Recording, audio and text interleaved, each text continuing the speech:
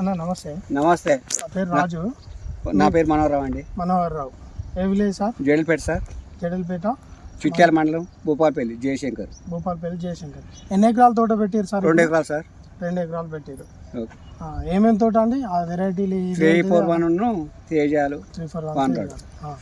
మీరు 8 రోజుల క్రితం మందు కొట్టిన అన్నారు కదా, ఏం మందు కొట్టిరు, దేని గురించి? D virus కొట్టినామండి.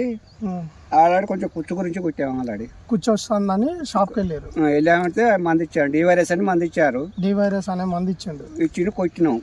ఎట్లుందండి డి వైరస్ కొట్టిన తర్వాత? కొంచెం కంప్లీట్ గా కొంచెం మారింది. ఆర్డర్కే ఆగింది. ఆల్రెడీ అక్కడికే ఆగింది. ఇంకో కొత్త చెట్టుకు అనే దానికి రాలేదు.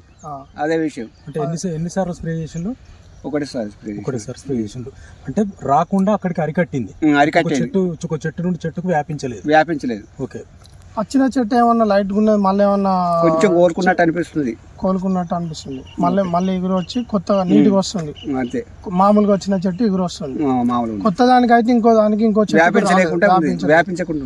అంటే ఈ కుచ్చు ముడత వచ్చిన రైతులు ఎవరున్నా కానీ ఇప్పుడు ఈ డి వైరస్ అనే మందును వాడవచ్చు ఖచ్చితంగా. హార్ట్ఫుల్ గా చెప్పగలుగుతారా మీరు? మళ్ళీ ఎవరికైనా చెప్పారా? 8 రోజులు అవుతుంది కదా, 8 రోజుల నుంచి ఎవరికన్నా డి వైరస్ వాడమని చెప్పాము. ఆల్రెడీ చెప్పాము. ఎవరైనా తీసుకున్నారా? ఇంకా తీసుకుంటారు ఆల్రెడీ.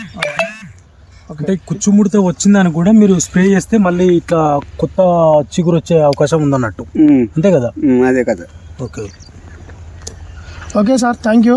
తోట రైతులకు చెప్పి డి వైరస్ అనే మందును వాడుకొని వాళ్ళకు కూడా అధిక దిగుబడి వచ్చేటట్టు చూడండి. Right sir. సరే సార్. ఓకే.